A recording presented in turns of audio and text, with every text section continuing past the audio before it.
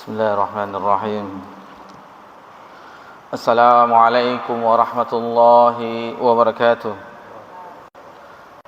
Alhamdulillah hamdan katsiran thayyiban mubarakan fi kama yuhibbu rabbuna wa yarda. Asyhadu an la ilaha illallah wahdahu la syarika lah wa asyhadu anna Muhammadan abduhu wa rasuluh sallallahu alaihi wa ala alihi wa man sara ala nahjihi wa tamassaka bi sunnati ila yaumiddin wa sallaman tasliman katsira. Puji syukur kehadirat Allah Subhanahu wa taala atas segala limpahan nikmat yang tiada terhingga. Nikmat Allah Subhanahu wa taala senantiasa tercurahkan kepada seluruh makhluknya dan tak pernah berhenti walaupun hanya sekejap mata. Kemudian salawat beriringkan salam kepada Nabi kita tercinta, Nabi Muhammad sallallahu alaihi wasallam. Bapak-bapak, ibu-ibu, jamaah solat zuhur, jamaah Masjid At-Taqwa yang semoga diberkahi dan dirahmati oleh Allah Subhanahu wa taala.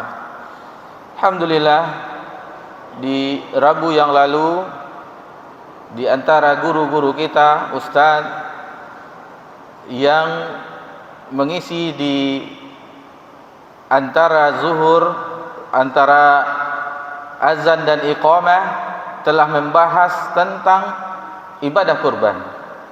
Di hari Kamisnya tentang haji dan keutamaannya, dan alhamdulillah di antara pembahasan khotib Jumat kemarin juga tentang masalah amalan-amalan di bulan Zulhijjah, keutamaan 10 awal bulan Zulhijjah, amalan-amalan di bulan Zulhijjah, terutama haji, dan bagi yang tidak berangkat haji maka ada amalan puasa sunnah Arafah, ada hari raya Idul Adha, dan menyembelih hewan kurban. Alhamdulillah telah dibahas di beberapa hari ini.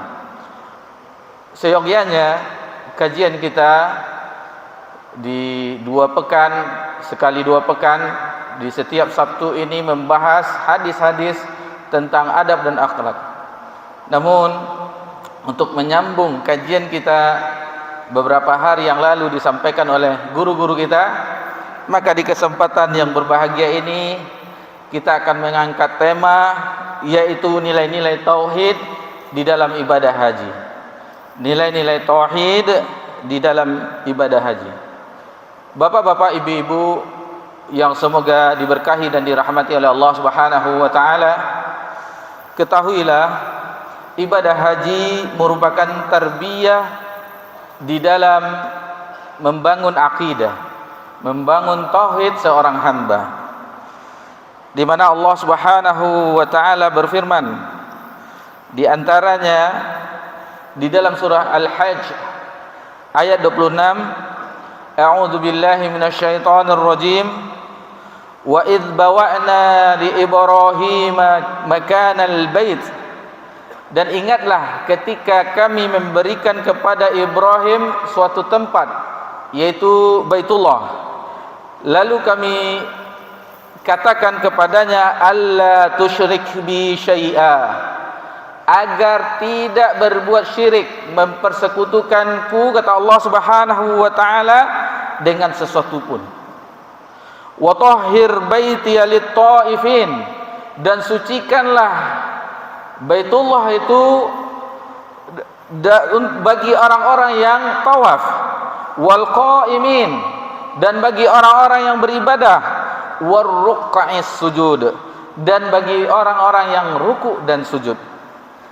Itu adalah bagaimana keutamaan, di antaranya dijelaskan oleh mufassir, di antaranya Syekh As-Sa'di rahimahullah taala, tentang bagaimana kedudukan Nabi Ibrahim alaihissalam yang pertama kali membangun Ka'bah, meninggikan bangunan Ka'bah Lalu dijelaskan diantaranya bagaimana tauhid, nilai-nilai tauhid agar tidak berbuat syirik.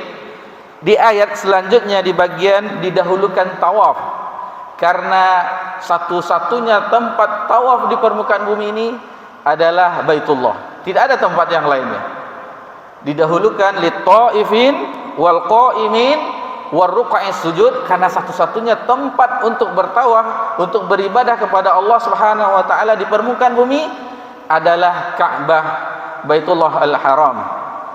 Dan kita sama-sama mengetahui sebagaimana dijelaskan oleh Al-Hafiz Ibnu Katsir bahwasanya Ka'bah Baitullah adalah tempat tawaf di permukaan bumi, setantang sejajar kalau ditarik ke atas langit, di langit dunia, yaitu Baitul Izzah. Dan apabila diterus ke atasnya di langit yang ketujuh, itu namanya Baitul Ma'mur, dan disitulah para malaikat tawaf di Baitul Ma'mur. Dijelaskan oleh Nabi SAW bahwasanya setiap saat ada 70.000 malaikat beribadah di Baitul Ma'mur, sampai-sampai tidak ada ruas 4 jari, saking banyaknya. Dan ketika keluar 70.000 malaikat tersebut tidak kembali lagi sampai hari kiamat. Bapak-bapak, ibu-ibu yang semoga diberkahi dan dirahmati oleh Allah Subhanahu wa taala. Di beberapa ayat berikutnya masih dalam surat Al-Hajj, di ayat 31 Allah Subhanahu wa taala berfirman, "Hunafa'a lillahi ghaira musyrikin bih", yaitu agar berbuat hanif, mentauhidkan Allah Subhanahu wa taala dan tidak berbuat syirik. Wa may yusyrik billah, dan barang siapa yang melakukan kesyirikan, faka'annama kharrama minas sama', seolah-olah dia jatuh dari langit, fatakhtafuhu at-tayr, dan diterbangkan, disambut oleh burung, au tahwi bihi rihu fi makanin sahiq, atau diterbangkan oleh angin di tempat yang jauh. Ini sedikit beberapa ayat yang dijelaskan oleh Allah Subhanahu wa taala tentang nilai-nilai akidah di dalam ibadah haji. Kita tidak menjelaskan seluruhnya, akan tetapi kita mengambil beberapa contoh karena keterbatasan ilmu kita dan juga keterbatasan waktu. Di antara contoh-contoh nilai-nilai dari tauhid di dalam ibadah haji, yaitu pertama ketika berihram. Ketika berihram, seseorang berniat labbaik Allahumma hajjan la riya'a wala sum'ah. Jadi seseorang ketika berihram ditambah lagi lafaznya di riwayat yang lain la riya'a wala sum'ah. Tidak ada riya, tidak ada diperlihatkan amalannya, dan juga tidak diperdengarkan. Karena kita ketahui bahwasanya mayoritas ibadah yang ada unsur materinya itu cenderung kepada riya. Salah satunya ibadah haji, salah satunya ibadah kurban. Itu sangatlah berat, apalagi kalau ditulis pula nama di pengumuman. Itu salah satu membuka pintu riya, salah satu pintu riya. Begitu juga dengan sedekah, infak, pembangunan masjid dan segala macamnya, ditulis pula list-list namanya. Ini salah satu membuka pintu riya. Memang bagus untuk memotivasi, akan tetapi ada efek sampingannya, susahnya bagaimana seseorang berusaha agar ikhlas karena Allah Subhanahu wa taala. Selanjutnya yang kedua, yaitu ketika bertalbiyah, labbaik Allahumma labbaik, labbaik la syarika laka labbaik, innal hamda wan ni'mata lakal mulk la syarika lak. Ini jelas kandungan dari talbiyah adalah kandungan tauhid, nilai-nilai tauhid. Orang yang bertalbiyah, aku penuhi panggilanmu ya Rabb, labbaik. Dari uslubnya adalah bahasa yang sangat indah, bahasa yang ajakan, yang ketika diajak memperkenankan dengan bahasa labbaik. Tidak ada yang lebih lembut dari itu. Labbaik, labbaik. Seperti sebagaimana salah seorang sahabat Muaz bin Jabal ketika dipanggil oleh Nabi SAW, "Ya Muaz, labbaika ya Rasulullah." Karena tidak ada lagi bahasa yang lebih lembut ketika memperkenankan panggilan selain labbaik. La syarikalak, sudah jelas tidak ada sekutu bagimu. Innal hamda, sesungguhnya pujian, wa ni'am dan nikmat hanya bagi Allah Subhanahu wa taala. Itu di antara nilai-nilai tauhid di dalam ibadah haji.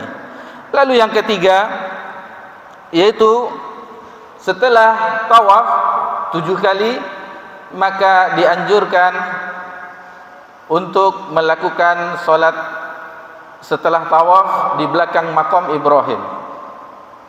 Makam yaitu bekas tempat berpijak Nabi Ibrahim, bekasnya, telapak kakinya, ketika diperintahkan oleh Allah Subhanahu wa taala meninggikan bangunan Ka'bah.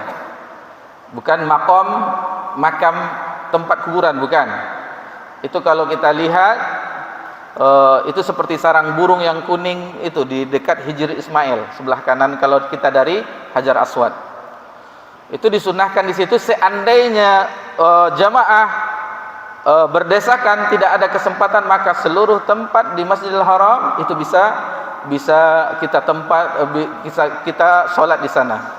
Tidak harus di belakangnya. Itu melihat situasi dan kondisi. Di mana nilai tauhidnya? Yaitu setelah membaca surah Al-Fatihah di rakaat yang pertama, dilanjutkan dengan membaca surah Al-Kafirun. Itu mengandung tauhid.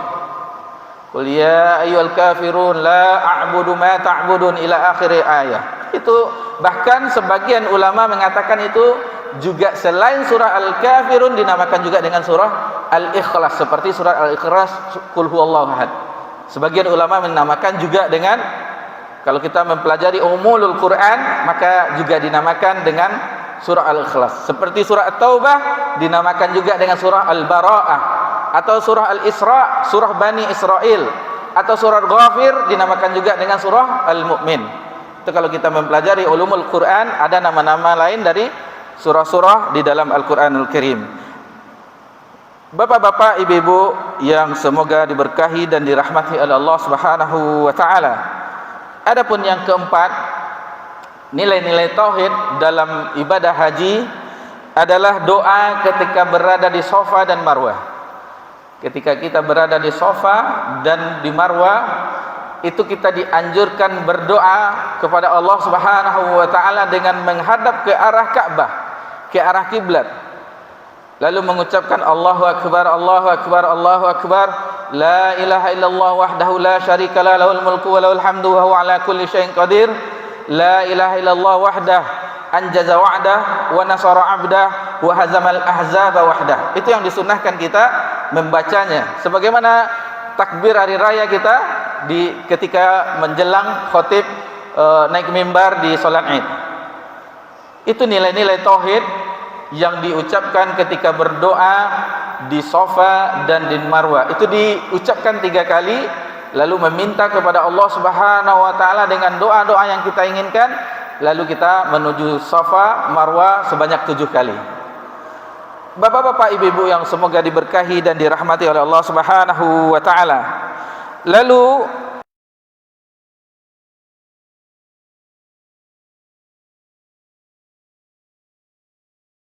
oleh Imam At-Tirmizi, di mana Nabi sallallahu alaihi wasallam bersabda, afdalud du'a yaumul Arafah. Sebaik-baik doa adalah di hari Arafah. Wa khairu ma qultu ana wan nabiyyun min qabli, dan sebaik-baik doa yang aku ucapkan dan yang diucapkan oleh nabi-nabi sebelumku, la ilaha illallah wahdahu la syarikalah, lahul mulku wa lahul hamdu wa huwa ala kulli syai'in qadir. Itu mengandung ke tauhid, dan terakhirnya Allah sungguh maha mampu atas segala sesuatu. Tidak ada yang mampu. Seperti ibadah haji, betapa banyak orang yang mempunyai harta yang melimpah, adanya kemampuan, akan tetapi jika Allah belum mengizinkan untuk menjadi tamunya, tidak akan bisa. Karena itu adalah murni atas undangan Allah Subhanahu wa taala. Duyufur Rahman, menjadi tamu-tamu Ar-Rahman Allah Subhanahu wa taala. Mengenai ucapan lafaz ini, ada yang bertanya kepada Sufyan bin Uyainah rahimallahu taala, bukankah yang diucapkan itu kalimat zikir, bukan mengandung doa permintaan, la ilaha illallah wahdahu la syarikalah lahul mulku wa lahul hamdu ala kulli syai', tidak ada permintaan di dalamnya, mengapa disebut doa? Lalu dijawab oleh Sufyan bin Uyainah rahimallahu taala, salah satu ulama hadis di kalangan tabi'in, di kalangan generasi tabi'in, beliau menjawab dan membawakan hadis qudsi, iza sagalat abdi thana'uhu alaih, jika seorang hamba disibukkan kepadaku, istilahnya dalam mengingatku, dalam berzikir kepadaku, an masya'alati a'taituhu afdala ma a'ti as-sa'ilin, maka akan aku berikan kepadanya segala sesuatu yang lebih dia minta. Seandainya kita menyibukkan diri kita dengan mengingat Allah Subhanahu wa taala, maka Allah akan memberikan kepada hamba tersebut dengan sesuatu yang lebih dimintanya. Allahu Akbar. Jadi ini sedikit beberapa pelajaran tauhid yang bisa kita sampaikan di siang yang berbahagia ini. Sebenarnya seluruh manasik haji itu bernilai tauhid. Karena wa ma umiru illa liya'budullaha mukhlishina lahuddin hunafa wa yuqimus shalah ila akhiril ayah. Qul inna salati wa nusuki wa mahyaya wa mati lillahi rabbil alamin la syarikalah. Di seluruh tuntunan dari tauhid adalah mengibadahi Allah Subhanahu wa taala dan tanpa sedikit pun debu ria di dalamnya. Itulah bisa yang kita jelaskan di siang yang berbahagia ini, mudah-mudahan bermanfaat. Dan kita sampaikan juga pengumuman kepada bapak-bapak, ibu-ibu jamaah Masjid At-Taqwa untuk kajian kita di Kitabul Jami' yang biasa kita bahas, kumpulan adab dan akhlak. Mungkin kita libur untuk sekitar 1 bulan, karena insya Allah mudah-mudahan Allah mudahkan urusan kami untuk mengurus visa dan pengurusan yang lainnya. Mudah-mudahan Allah mudahkan untuk menjadi salah satu duyufur Rahman, tamu-tamu Allah. Dan kita mohon doa juga agar diberikan kemudahan dan memperoleh haji yang mabrur.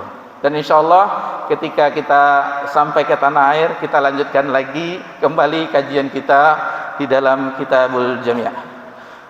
Subhanakallahumma hamdika asyhadu an la ilaha illa anta astaghfiruka wa atubu ilaik. Wassalamu ala nabi Muhammad sallallahu alaihi wasallam wa ala alihi washabbihi ajma'in. Walhamdulillahirabbil alamin. Wassalamu alaikum warahmatullahi wabarakatuh.